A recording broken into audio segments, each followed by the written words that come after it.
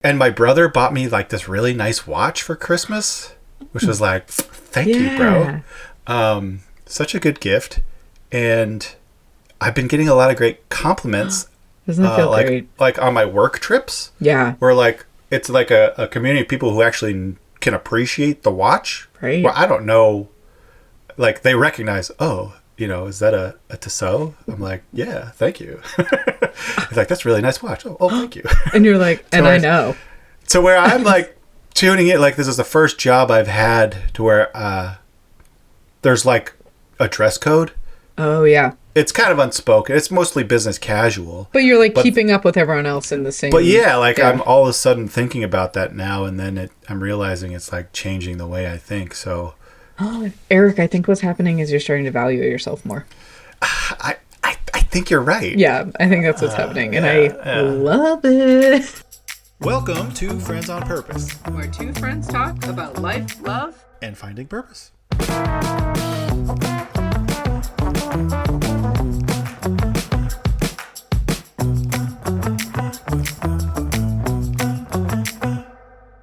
Anyway. You know what? Speaking of looking forward... you're not going to start yet, are you? Yeah, I was going to. We do have a few housekeeping things we need to go over. We do. And I have them listed here, so we can too. Get them out and over with. Okay, so I have 5 things. 5? And it's for our listeners. Oh, yeah. Right. Number 1, we've started putting links in the descriptions of our episodes. And I do want to say we've been putting links. We've linked everything conceivable.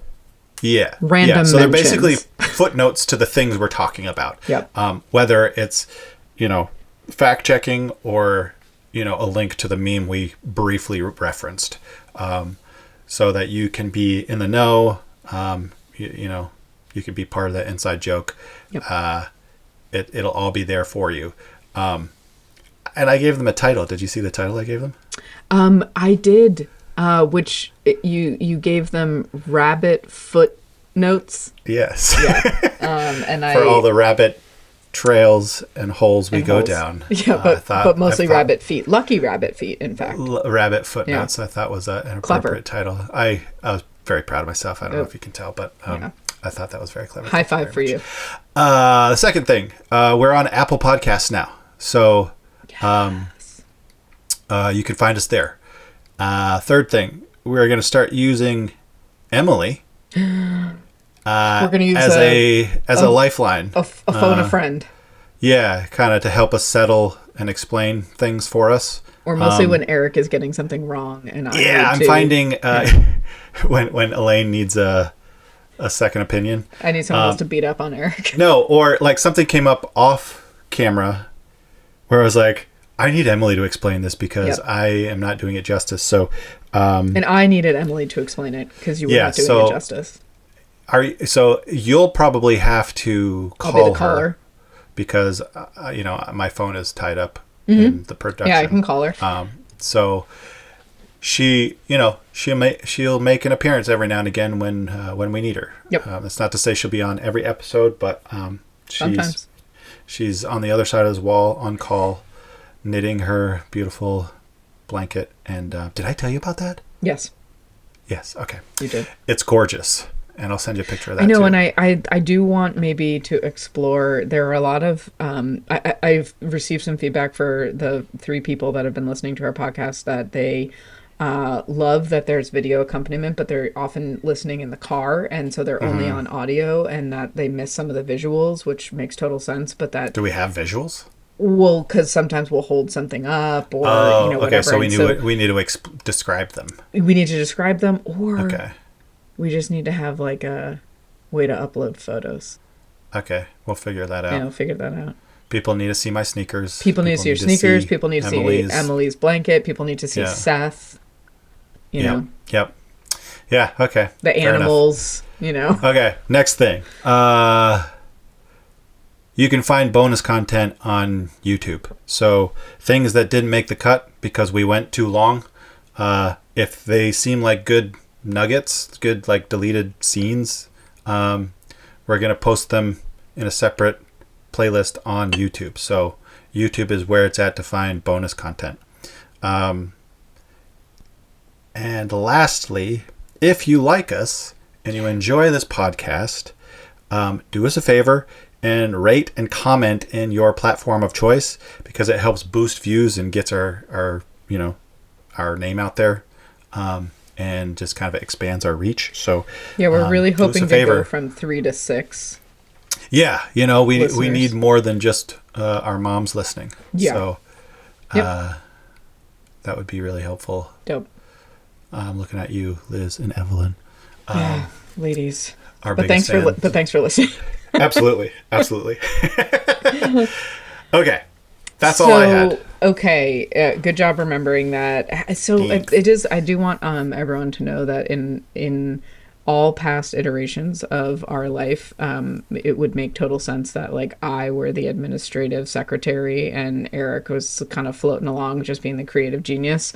And in this project we've been doing together, I have really been like kind of like a blob, and I never have my notes and I'm never on time, and it's kind of out of character, but Eric's really just like rolling with it, and I really appreciate I haven't it. thought that at all about you. He's just saying that. You're doing your part because you're the reason people are here. Right. They want to listen to Elaine, and we all know that.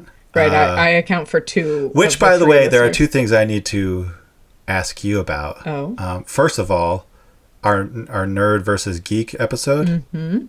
You are a yo-yo nerd, and we did not say that. And I went back and edited it, and you're so right. You started off with just nerding out on yo-yos, and then we got to your part like, what are you a nerd about? So and I'm like, I don't think I'm a nerd about anything. Yeah. So we're just acknowledging that right now. Yeah. You we are do need to call back to that. Nerd. I know. And do you have any updates? Yeah.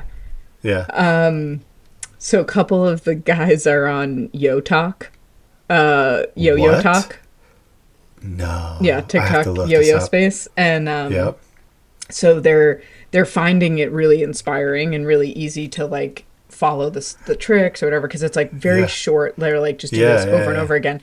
So that's been really sweet. And then also in Yo Talk, there's a lot of like yo-yo paraphernalia, like a mounted wall rack where you can display all your yo-yos. And I've been because all my yo-yos are just in a sad pile on my desk, And so I was like, in true nerd fashion, I was kind of like, could I build this?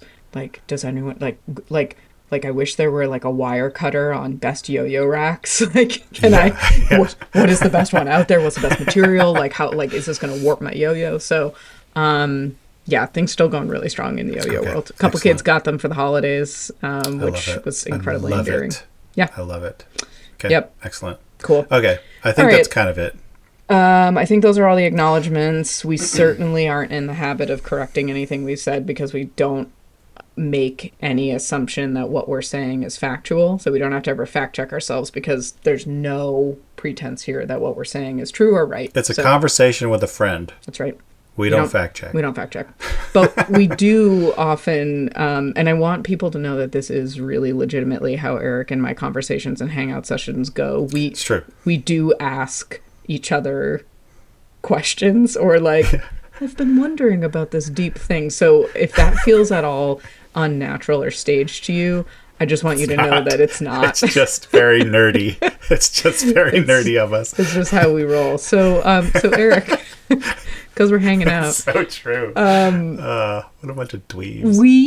We did try to record this once, and we had technical failures. So just full disclosure, we've kind of already covered this a little bit, but I imagine that since we a little bit have minds like goldfish right now, given our advanced age, it'll be kind of a little bit of a different conversation. So I'm looking forward to that. So Eric, we're going to retry I'm going to ask you this, to think about this and reflect. If you could relive one season of your life, not to change it, but just to feel it again, which season would that be, and why?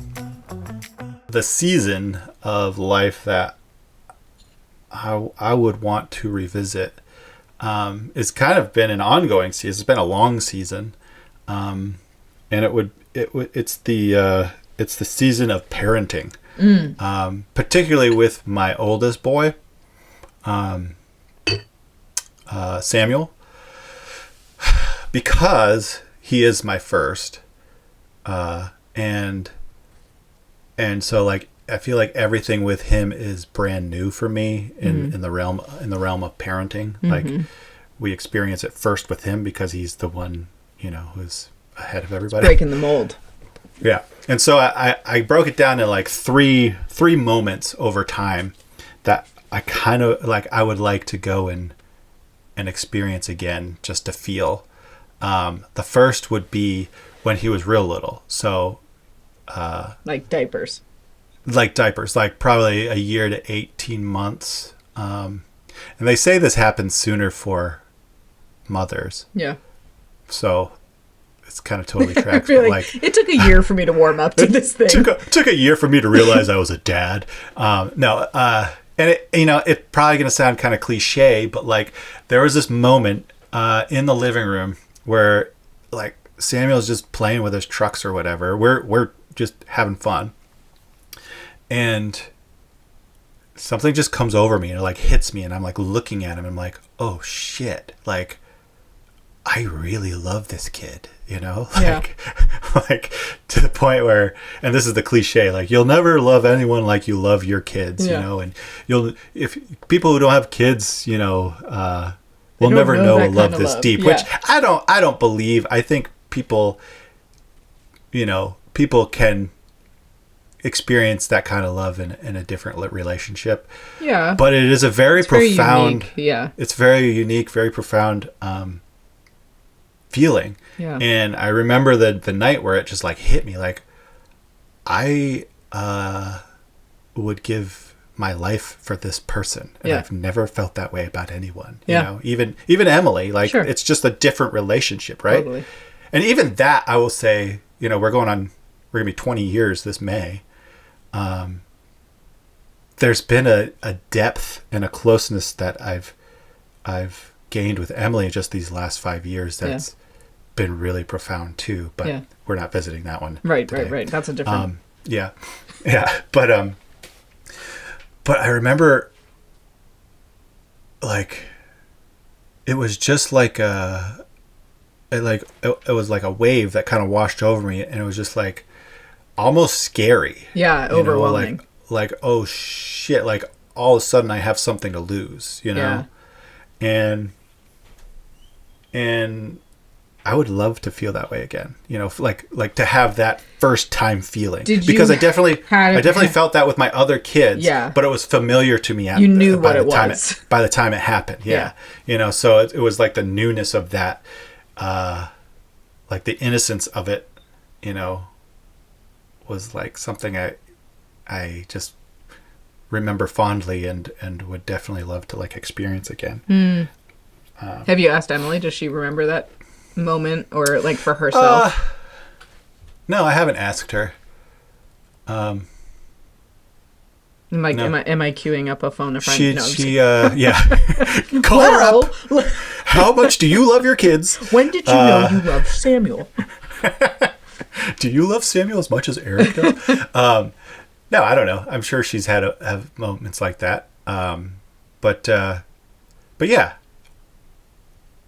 So that was I just really, and I think what it's done is it like made me really, to be conscious of that has made me aware that I actually really love being a parent. Yeah. Like it's really, I mean, there's a reason why we had 5 of them. There are multiple reasons, but yeah. There are. But well, you guys, you have always struck me with, I guess, the intention and thoughtfulness that you approach parenting. You don't take it like it. Obviously, everyone takes parenting seriously to a degree, but you view your roles as so important to their development that you think a lot. And I don't often hear, I guess the times I've heard of you and Emily reacting rather than being like kind of planning how you're going to approach something, those are aberrations from the norm.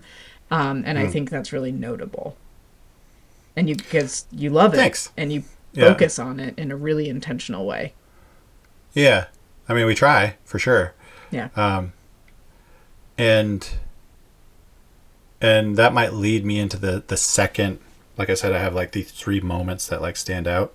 The second would be when Samuel was like 7 or 8. It was like a moment where I feel like I failed him, you know, where I wasn't that perfect parent you're talking about. Yeah. Yeah, a moment where I failed him and still feel bad about it, but like I feel like, okay, so I know I've shared this with you, but like, side note, there was like this little thing that happened to me where you were that time when we were filming the college's YouTube Oh yeah. Yeah. Yeah. show. Yeah. And we were in the middle of filming, and somebody interrupted by coming into the room. Mm-hmm. And it was like this moment that kind of changed my perspective, and it was like a lesson for life for me, to where this woman came in, she interrupted us. We were in the middle of recording. We were doing something very important. Yeah, it was fine.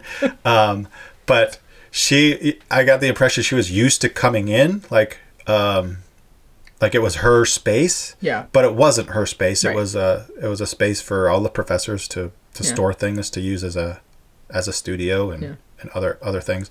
The college would have done well to like put up a sign, Totally. you know. But no one whatever. really owned it anyway. Yeah. It doesn't matter. Right. So she was kind of miffed. I was very apologetic. But I was also like inside, I was a little annoyed that she was annoyed because it's not her space. Yeah. Come to find out through the conversation, she would actually come in there to pump Yeah. for her child, Yeah. who was an infant, obviously, and being in a similar position where I had an infant and Emily's doing the same thing. Yeah. Like I understood, like, oh, not only is this your space, but also like You're trying to juggle all this stuff. Like, you're trying to and you're also in kind of a fragile state at this Totally. point, Totally. So like I'm trying to be really understanding. She left still miffed, she left still frustrated, and I felt really bad because I felt like I didn't handle it that well. And for like a week or two after, I was just kind of kicking myself about it until I went to go edit the video. And the whole conversation was recorded. Like I was on screen talking to her, right, and I could hear her clearly. So I actually got to like relive a moment, like I actually had that opportunity that we're talking about, and see exactly what was happening. And to my surprise, I like watched through it and like concluded that like, wait a second, I actually handled that pretty great. Yeah. Like that's not at all like all my insecurities and my like self-consciousness was like all made up in my head. Yeah. Like I was very kind and accommodating and she respectful was and she was just having a bad day, and there's only so much of that I can fix, right? And so like I actually felt pretty good about it, afterwards. I wonder how she would have felt if she rewatched it years. Yeah, I don't know. A couple weeks later. But what it taught me was like, okay, I can't really trust myself, and I can't really trust my own like internal narrative. And that's not to say that, all my altercations or whatever are handled like I handled that one. Yeah, but it says something about just, how emotion shapes our memory. Yeah, right. And so I feel like that lesson, because I've carried that through, like I've applied this kind of mentality to other things in my life that help me not like obsess over my insecurities. Yeah. You know, it's Yeah. like it's been a good tool Yeah. for me to remember that, you know, I can't always trust myself in situations like these. It's great to remember that I really can't trust myself at all. In conclusion, I don't know I'm how a else to super say unreliable narrator. but it makes me feel like I could go back and revisit some of these moments where I've failed, Yeah. you know, and show myself a little grace and give myself permission to kind of rewrite the narrative, you know, and so there's this moment with Samuel where it was he was 7 or 8, and it was during a church meeting. The leader of our church, who was very he's kind of the reason why the whole environment was so toxic. He was just like kind of that narcissistic cult leader, right? Yeah. And so I'm so sorry to interrupt your flow, but I do want to Yeah. just mark that I have heard some folks who have been listening who are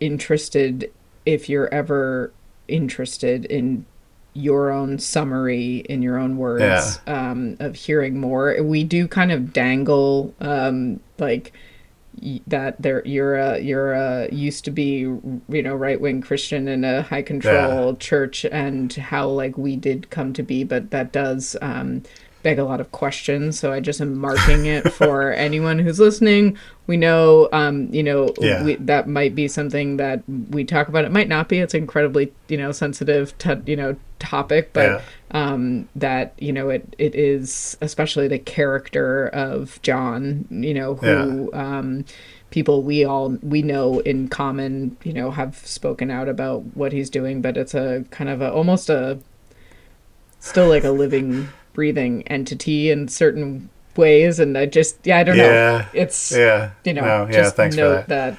that. Yeah.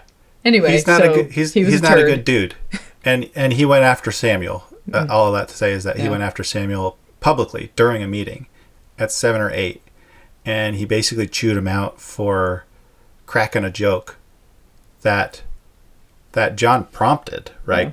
He asked there's a row of young boys sitting in the front. It was kind of a place of privilege. Like if you're well behaved, you get to sit up front. Samuel was happy to be there for a few weeks, you know, because he was finally old enough and well behaved enough to be up there. John asked a question in relation to his sermon, and he asked it of the boys up front. I don't even remember what the question was. But Samuel replied in a very witty, very funny answer that made the whole congregation laughed. Yeah. And it was funny, right? Yeah. It wasn't like disrespectful. It wasn't disrespectful. It wasn't and it wasn't like answering the question, the heart of the question. Yeah. It was just like a retort. Samuel is that kind of guy. Yeah. And I was, you know, and I was proud of him.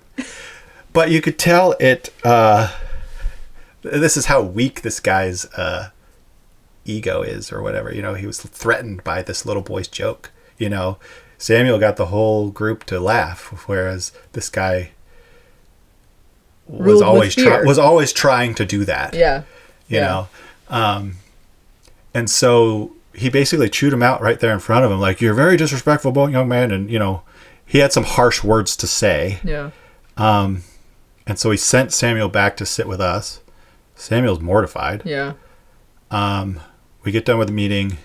It was during a camp. So we are walking back to our tent. He comes roaring down the road in his four-wheeler and does it again. And then does it to me as well, because I'm a failure as a father for allowing him to sit up front or whatever. And it's just like, you know, everything in me wanted to deck him right in the face. Yeah. But I was at a stage in my life where everything this guy said was like the word of God, you know? Right. So like I had to somehow make sense of it. Yeah. If I wanted to be a good Christian, if I wanted to be a good person, that was my job. Right. And what I wish I had done was just stick up for my son, Yeah. who's just this little boy. I have a 7-year-old now. Yeah. And I look at him as like, he was just that little, Yeah. like, back off, dude. Like, Yeah. it just speaks to how fragile he truly was. Yeah.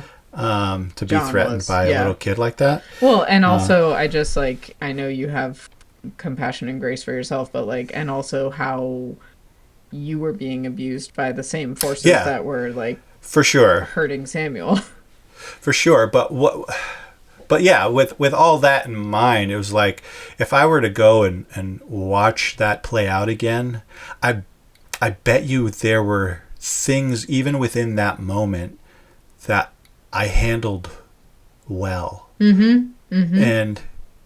And I don't want to come off as sounding like I'm some great dad or whatever, or making excuses. Well, because we all know you're a terrible dad. Well, but you know what I mean. You know what I mean. Yeah, you're not trying to toot your own horn on this, but yeah, but like, I feel like I can say that because of where we are now. Like, yeah, I mean, I was terrified of losing my kids. Yeah. I watched other people's kids fall by the wayside, be like shunned by their parents. I saw them, even my own brother, we weren't in contact with them for probably 10 years or more. And it wasn't that I was actively like ignoring him. It was just like, that was the culture, it's just, there was, and there was always the threat of that. And so I was like constantly scared of that happening, or the possibility of that happening later on, to where I just basically cowered. But also I remember bringing Samuel into the tent with Emily and just like checking on him, like, are you okay? Trying to explain it to him when I didn't even really understand it myself. And again, I don't remember the exact words, but like, that's why I would want to go and live it and feel it again. Cause it's like, I bet you there's something there because we survived this, you know, and there's a reason for that. Yeah. We did a lot to weather a lot of those abuses, you know? And I think that is really special. Yeah. And there's something there that I would like to explore. Witness. Yeah, that's your point. You're like, there's something in there that that the bad didn't fully take over. Tear us apart, you know? Yeah. So there's that, and it's funny because I listen to a lot of audiobooks. Yeah, what do you say? You can't say do you say I read a book? I just say I read. Or sometimes I say I listened to, or I just finished this book. I guess, do you think there's something inherently misleading if you say I read it? No. I have guilt complex. We could call Emily up for this. Do you want to? Yeah, because she's got a know very good how take. this technology is going to work. Hey, Emily, it's Elaine. We're phoning a friend, Regis Philbin style, because we are trying to settle just a quick debate between us. Not really. I think we both agree. Eric but thinks we want to hear it from her. We both agree, but we want to hear your perspective on this. Is it... would you say that it is misleading if you say I read a book when you've actually listened to it as an audiobook? No, it's not misleading. I don't. Okay. I don't think it's misleading. I think it's perfectly valid to like specify later, to be like, I mean, I listened to it and I really liked such and such narration, right? But like, you consumed the book. Right. Yeah, you have the same information that they have from reading it. Eric saying you have the same information. Okay, that's helpful because I think I have this, just like I would like grew up in a house where you really weren't supposed to take naps. I also like have an aunt who was kind of dogmatic about the different, she listens to a lot of books on tape, but she would always make a point like, I listened to it, I didn't read it. And so I think I have this like thing in me that's like, you're bad if you say you read it when you listen to it.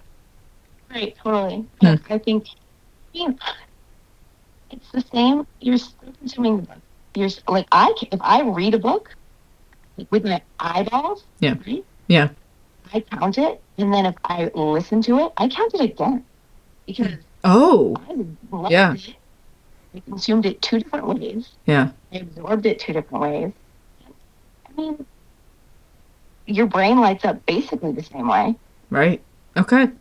All right. Scientifically. That's science. I will say that, Thank you, Emily. Thank you so much, Emily. We appreciate it. This was our first phone a friend, and you are our only friend that we're going to phone, so get ready.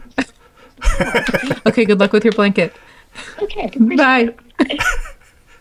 Yeah, I will say that Emily also works at the library. Right. So she's even within... she's a subject matter expert. That arena. She consumed 250 books this year. Said that. That is so remarkable. She is currently working on an Afghan, a blanket that she's crocheted. And for every book she's read, she's crocheted a granny square that has the same color scheme as the color book that she read. And now that she has 250 of those, she's stitching them all together as a blanket, and it's gonna lay at the end of her bed, and it's the most perfect, coolest freaking way to journal your books. And she's so cool. She's amazing. She's so cool. So she knows what she's talking about, guys. Yeah, she's a SME. Audiobooks count. Yeah. Okay. Yeah. Well, and again, just to be clear, I always think audiobooks count. It's just like, are we supposed to say I listen? The verb has a special meaning. Yeah. Listen versus read. I don't think it matters. Okay. Yeah. I don't think it matters. I will also say that sometimes I still say I'm listening to a book on tape. Even though obviously it's a digital file that you're streaming. Not a book on tape, but it's like, or I'll say I need to map quest the directions. And maybe that's all read is now, right? The word read. It's just like a millennial saying, I consumed it. Videotape me. Telling this joke, it's you're clearly not doing that, but it's the same thing. It's the same thing. Semantics doesn't matter. Okay. Anyway, I listened or read this book called "In My Time of Dying" by Sebastian Junger. It's his latest book. He I think he just came out with it, I don't know, a few months ago. He talks about his recent near-death experience, which is insane because basically he had an aneurysm in his pancreas, I think, and his abdomen started filling up with blood. They had to give him like 10 pints of blood to just save him before they could find where the quote unquote leak was. But it came out of nowhere for him. Whoa. And so if you know anything about Sebastian Junger, he's a guy who wrote Perfect Storm. He was a war journalist for I don't know how long. But he's seen all kinds of combat. He's experienced very real danger. Yeah. He's had bullets and other dangerous items flying by his head. Yeah. He's watched people die in front of him. He's lost friends due to war. He knows what real danger is, right? He's experienced death in a very real way. Yeah. But nothing has really prepared him for this experience he had just recently, because he was literally on his deathbed. Like this was like an aneurysm that burst in his abdomen. His belly was filling up with blood. They didn't know where it was coming from. It's basically a miracle that they found it and were able to save his life. I mean, is what it came down to. And one of the takeaways that he talks about in the book is that, after this incident, like the aftermath of like trying to recover, it was like he had PTSD of just like the sheer shock of like I could die at any moment. Yeah. like the universe his mortality does not pick and choose, good people and bad people. Right. It's random.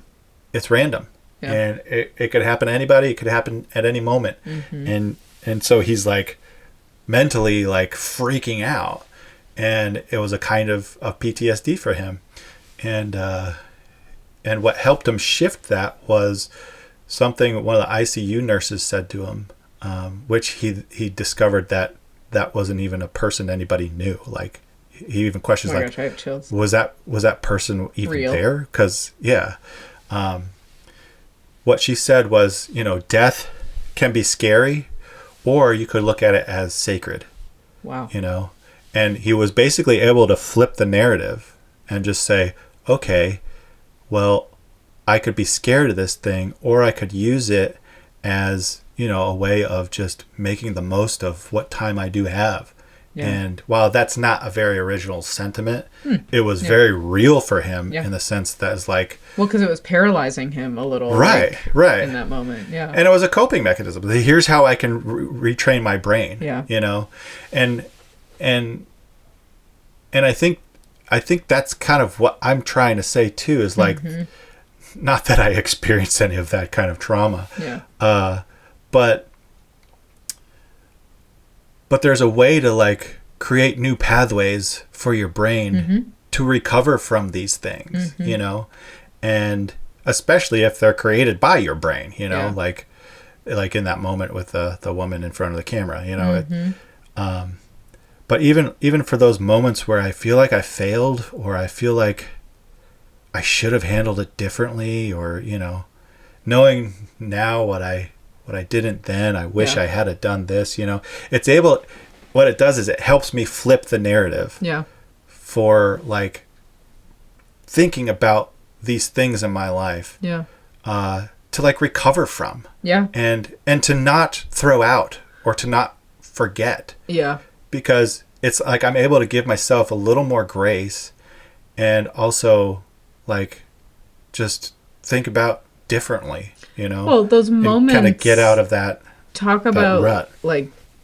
reframing as like death is sacred. Well, so are all of the moments that have led us to where we are right now, because I sometimes think I think about how shame is such a powerful emotion, because it kind of, I feel like when humans feel ashamed, they do some of their worst things.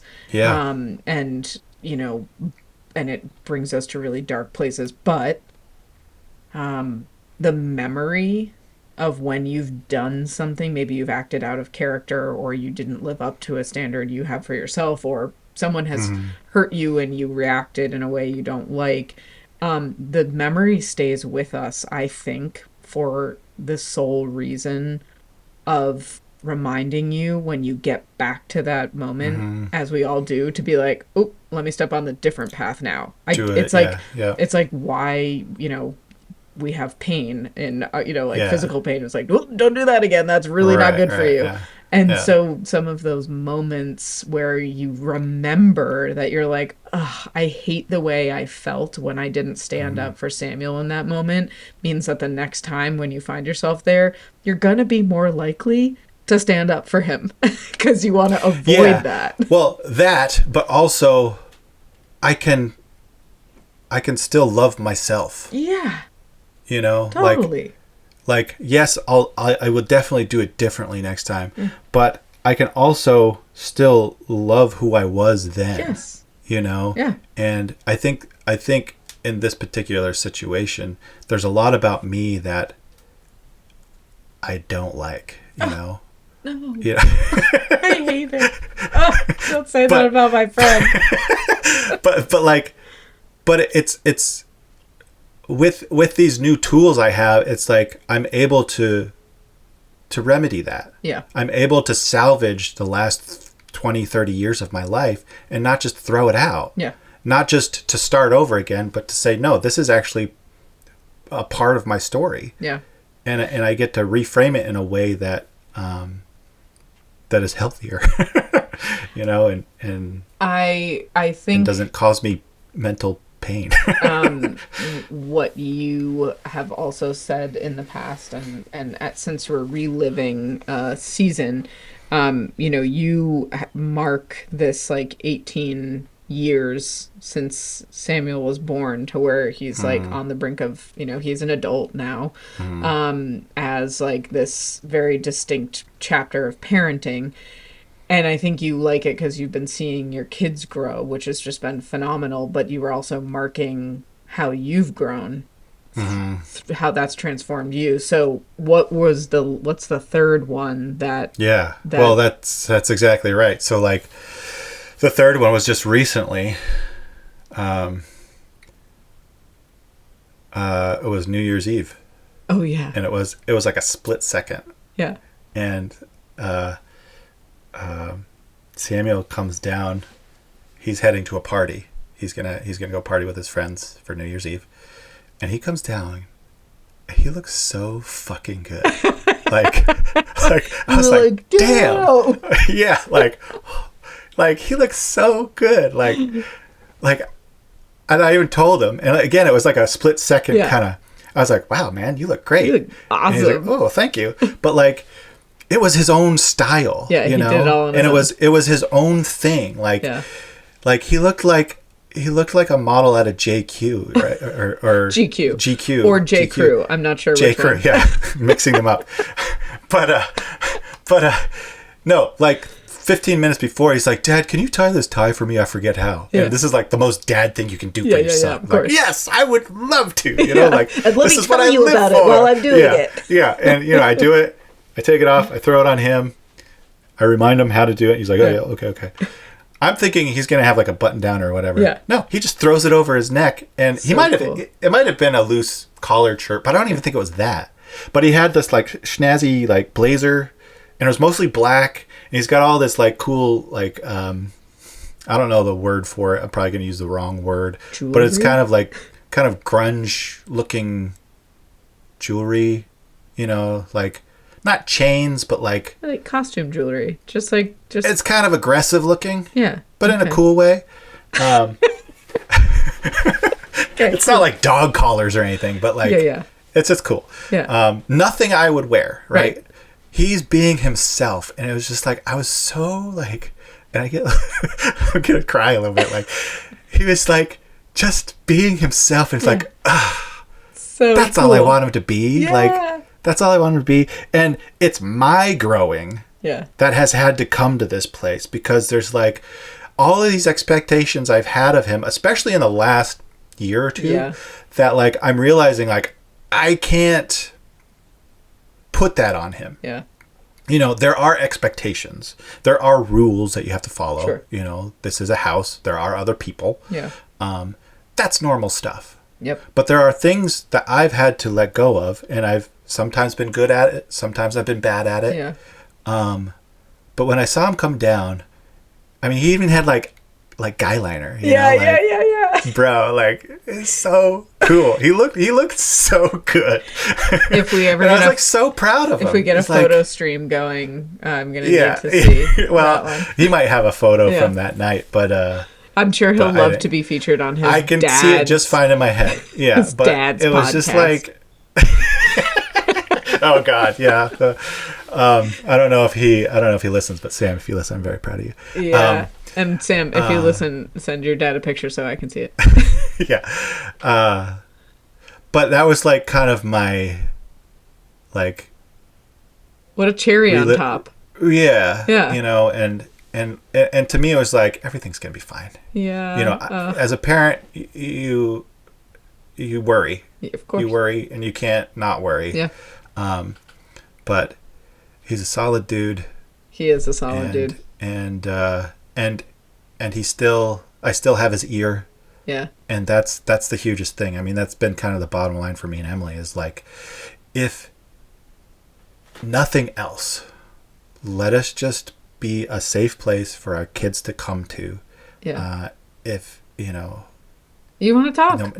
No matter what happens, like we just want to be that space for them. And you guys are. And that's our goal. I mean, your kids bring I hope so. I hope so. I told you this, but like Kirsten Cannon and I since we met you. Kristen Cannon. Yeah, shout out.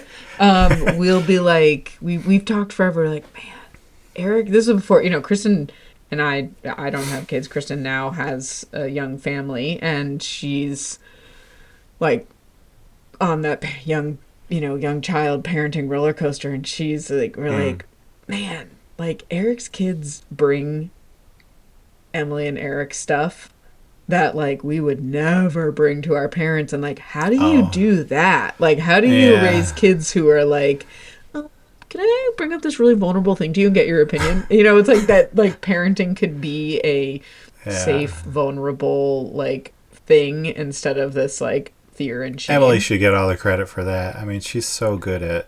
Yeah, she really rolls with the best weird mom. Yeah, it's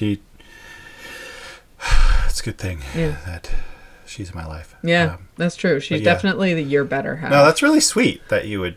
Oh my gosh, think of us that way. I obviously talk about you all the time and like use you as examples all the time. Yeah. You have said some things about your high schoolers that I'm like, damn, that's really insightful. Well, it's because I watched you be a parent. Everything I know I learned from you. Well, you were talking about the boys being like in and out of like being boy, being men. Yeah. Being adults, being. Yeah. And that's exactly what it's like. Yeah. And then you said some things about like middle schoolers and Susie off camera. Oh my God. Yeah. You're absolutely right.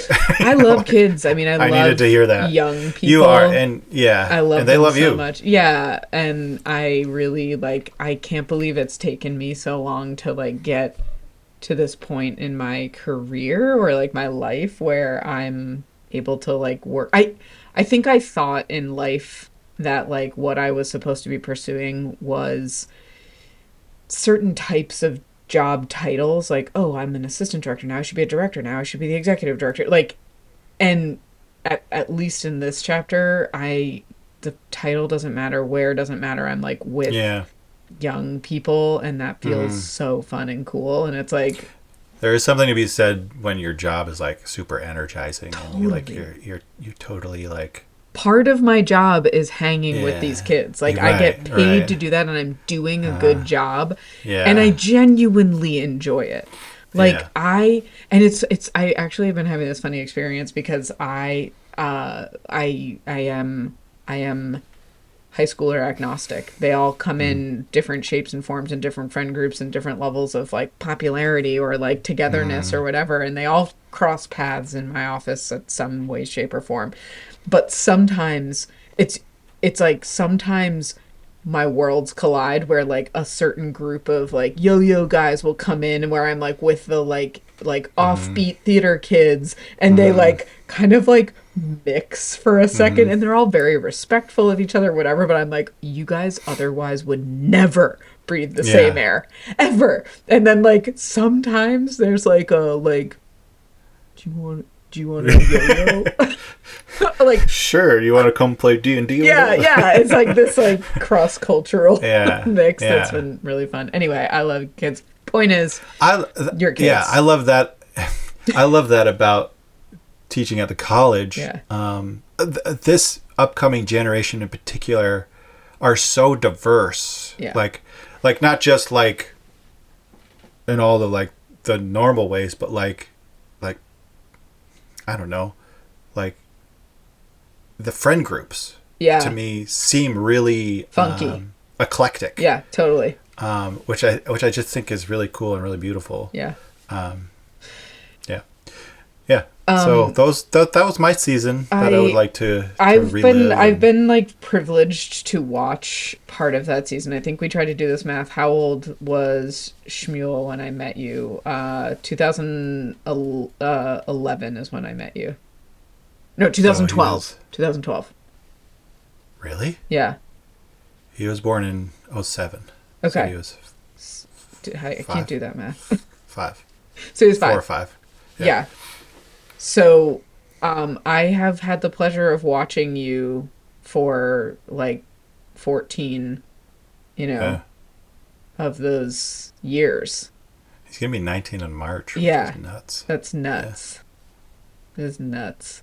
But anyway, I've watched the season from the outside, and what I can say is like, when I met you, when Samuel was 5, you were already such a thoughtful, your like evolution and arc was not, it's not like it was like you had to like learn the fundamentals. It's like you had the fundamental of just like love the heck out of those kids from the beginning, and like the nuance and the finery of like timing and like way to beat, like that kind of stuff, like you picked up really fast. But like you're just such a good dad. Stop. You're such a good dad. Okay. I love the way you dad. I think it's time to land this plane. We gotta land the plane. All right.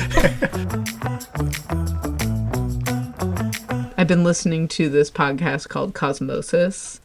Oh, cool. And that one's really, really cool. And I've been liking it a lot because it's like deals with, it kind of started as like a UFO podcast. And it was actually called the UFO Rabbit Hole, if you believe it or not. So I read, what was it called? By Lou.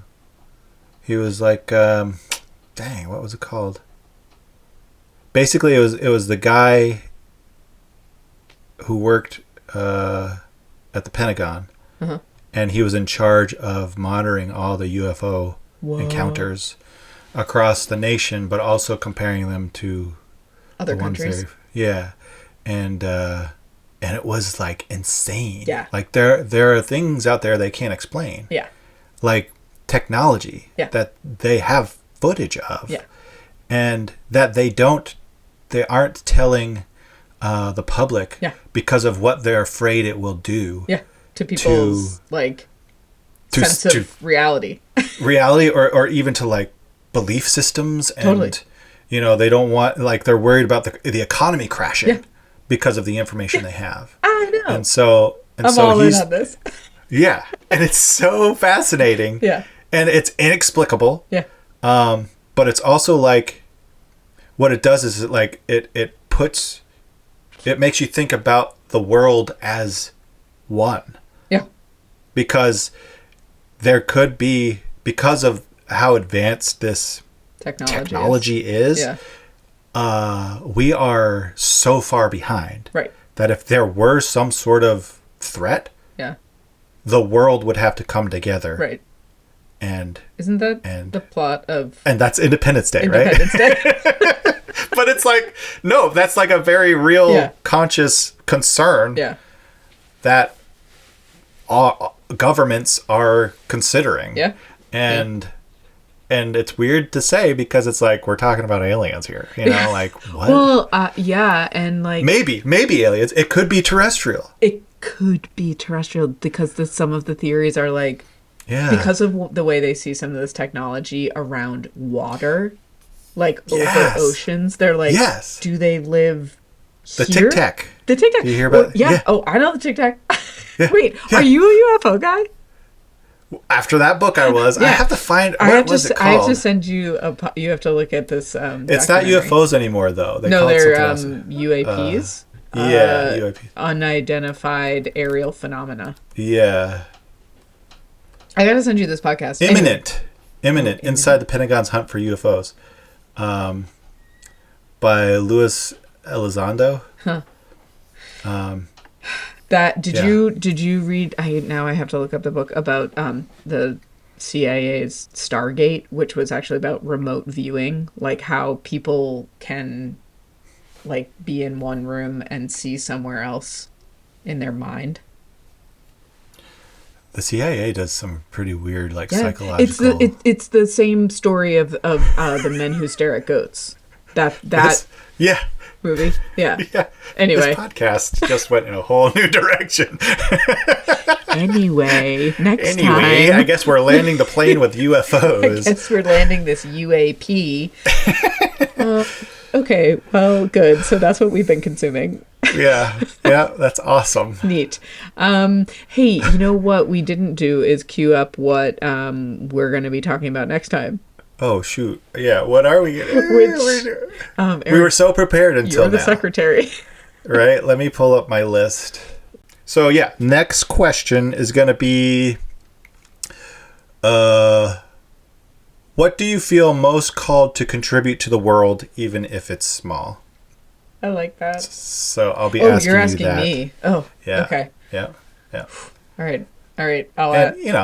I'll think about it too, obviously. Yeah, obviously. And audience, you think about it too. And if you have something, leave it in the comments. Definitely. We've been loving the Spotify comments.